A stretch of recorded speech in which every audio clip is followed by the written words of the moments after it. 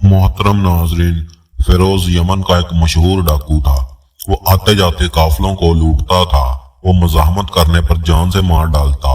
एक दफा उसने किसी काफिले को लूटा तो उसकी नजर एक कमतन बच्ची पर पड़ी। फिरोज ने जब उसकी बाप से दिनार छीने और वापस जाने लगा तो बच्ची ने कहा, तुझे एक दिन मरना जरूर है। नाज़रीन, अपनी उम्र के लिहाज से बच्ची ने बहुत बड़ी बात की थी, इसलिए उसकी बात ने फिरोज के दिल पर असर किया। फिरोज ने उसी वक्त ये पेशा छोड़ने का फैसला किया। उसने काफिले को सारा सामान वापस कर दिया और अपने साथियों से कहा कि अपने अपने घर वापस चले जाओ। जब सब डाकू अपने अपने घर वापस चले गए तब फिरोज मस्जिद की तरफ रवाना हुआ। कई घंटे अपने गुनाहों की माफी मांगता रहा। फिर अचानक उसके दिल में ख्याल आया कि अल्लाह ताला भी मुझे तब माफ करेगा जब उसके बंदे मुझे माफ करेंगे। उसने कागज पर एक लिस्ट बना रखी थी जिनको उसने लूटा था। लिस्ट में नाम लिखते लिखते एक बेवा औरत याद आई।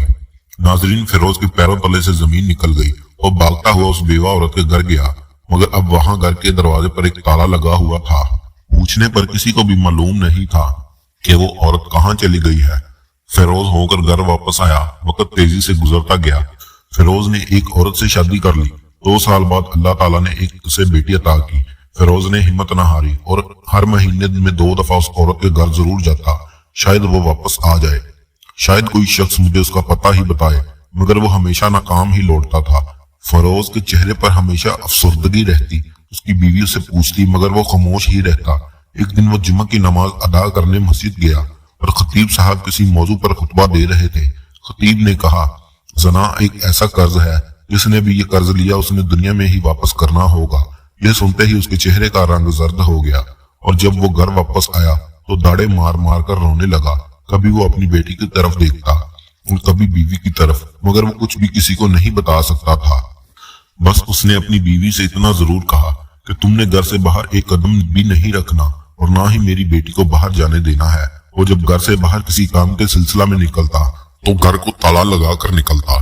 हद से ज्यादा डर चुका था और बहुत ही महतात हो गया था।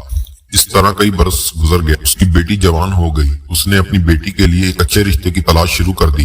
एक दफा फिरोज घर को ताला लगाकर किसी काम के सिलसिला में बाहर गया और जब वापस आया तो बेटी की तबीयत अचानक बहुत खराब हो गई। वो जल्दी से बेटी को किसी हकीम के पास ले गया। हकीम ने बेटी को देखा तो इलाज के अलावा और कई ख्यालात उसके जहन में घूम रहे थे। हकीम ने फिरोज से कहा, आप मियाँ बीवी बाहर चले जाएं, लड़की का अकेले में इलाज करना चाहता हूँ। नाजरीन, फिरोज इस हकीम से अच्छी तरह वाकिफ था। वो एक शरीफ इंसान था, मगर वो ये बात भूल चुका था ये शैतान किसी भी वक्त इन पर गालिब हो सकता है। उसने लड़की को बेहोशी की दवा पिलाकर ज्यादती का निशाना बना डाला। फिरोज और उसकी बीवी जब वापस आए तो हकीम ने कहा, मैंने इस लड़की को दवा पिला दी है। होश में आने के बाद ये मुकम्मल तौर पर ठीक हो जाएगी। लड़की जब होश में आई तो वो ठीक हो गई थी, मगर वो अपनी कैफियत किसी को नहीं बता सकती थी। कुछ अरसे बाद लड़की हामला हो गई और ये बात उसने अपनी माँ को बताई। लड़की का रिश्ता एक अच्छे खानदान से तय हो चुका था, मगर जब वो रिश्ता पक्का करने और शादी की तारीख मुकर्रर करने के लिए आए तो लड़की की माँ को यकीन हो गया कि लड़की हामला हो चुकी है। उसने न सिर्फ इस रिश्ते से इनकार कर दिया बल्कि पूरे इलाका में फिरोज और उसकी बेटी को बदनाम कर दिया। लोगों ने यहाँ तक कहना शुरू कर दिया कि एक डाकू की बेटी नेक तो हो ही नहीं सकती। फिरोज को जब इस बात का इल्म हुआ तो हाथ में तलवार लहराता हुआ बेटी के पास आया और कहा, सच सच बताओ किसके साथ मुंह काला किया, जल्दी बताओ वरना अभी सरतन से जुदा कर दूंगा। बेटी ने रो रो कर कहा, मुझे किसी भी मर्द ने आज तक नहीं छुआ सिवाय एक शख्स के जिसने मेरा इलाज किया। उसने मेरी मजबूरी और बेबसी का फायदा उठाया। फिरोज हकीम के पास गया। वो पहले ही ये इलाका छोड़कर कहीं और जा चुका था। फिरोज ने तलवार जमीन पर फेंकी और इधर ही मिट्टी में बैठ गया और जमीन से मिट्टी उठाकर अपने सर में डालने लगा और दाढ़े मार मार कर रोने लगा। कुछ देर बाद वो इसी हालत में घर वापस आया कि उसके गिरेबान खुला हुआ था, सर में मिट्टी थी और चेहरे पर बेपनाह गम नजर आ रहा था। फिरोज की बीवी ने उसे संभाला और पानी पिलाया। फिरोज ने पानी से इनकार कर दिया और बीवी से कहा, मुझे आज मेरा कर्ज वापस मिल चुका है। बीवी ने कहा, कैसा कर्ज? मैं आपकी बात का मतलब नहीं समझी। फिरोज ने कहा, आज से तकरीबन 25 साल पहले मैं अपने साथियों के साथ एक बेवा औरत के घर लूटने गया था। हमने उसका सारा जेवर लूट लिया। उसकी बेवा की तरह बड़ा और अल्लाह का वास्ता देकर कहती रही कि मुझे छूना मत, मगर मैं बाज ना आया और उसको ज्यादती का निशाना बना डाला। इस पर भी ना रुका। मैंने अपने साथियों से भी कहा कि तुम भी अपनी ख्वाहिश पूरी कर लो, पर बेवा कुछ अरसे बाद हामला होगी। जिल्लत से बचने के लिए इसने खुदकुशी करना चाहिए।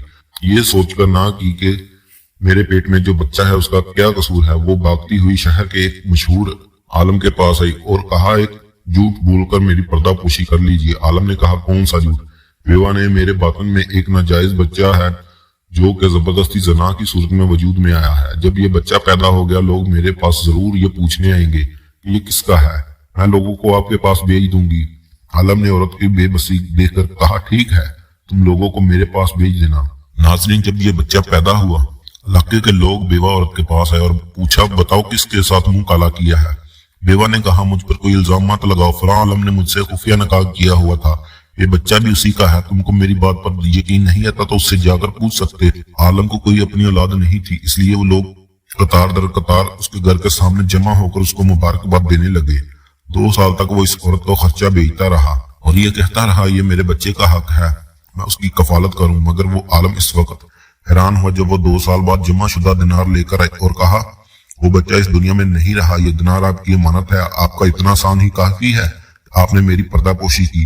اور وہ عورت 2 سال تک دینار جمع کرتی رہی اور ایک بھی دینار اپنی ذات پر خرچ نہیں کیا۔ اس عورت کو میں نے داغدار کیا، میں اس عالم کے پاس بھی اس کا پتہ پوچھنے گیا تھا تو اس نے کہا آخری بار وہ دینار واپس کرنے آئی تھی، اس کے بعد وہ شہر چھوڑ کر کہیں چلی گئی ہے، کاش وہ مجھے ایک بار مل جاتی تو میں اس سے معافی مانگ لیتا، ورنہ یہی پچھتاوا لے کر میں اسے دنیا سے وفات پا جاؤں گا اور میرے اس درد کا کوئی علاج نہیں۔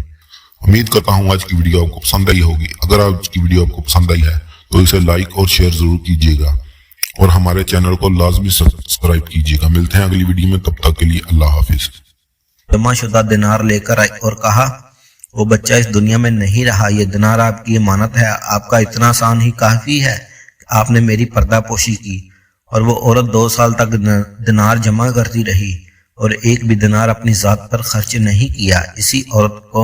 اس عورت کو میں نے داغدار کیا، میں اس عالم کے پاس بھی اس کا پتہ پوچھنے گیا تھا تو اس نے کہا آخری بار وہ دینار واپس کرنے آئی تھی، اس کے بعد وہ شہر چھوڑ کر کہیں چلی گئی ہے، کاش وہ مجھے ایک بار مل جاتی تو میں اس سے معافی مانگ لیتا، ورنہ یہی پچھتاوا لے کر میں اسے دنیا سے وفات پا جاؤں گا اور میرے اس درد کا کوئی علاج نہیں۔ امید کرتا ہوں آج کی ویڈیو آپ کو پسند آئی ہوگی۔ اگر آج کی ویڈیو آپ کو پسند آئی ہے تو اسے لائک اور شیئر ضرور کیجیے گا اور ہمارے چینل کو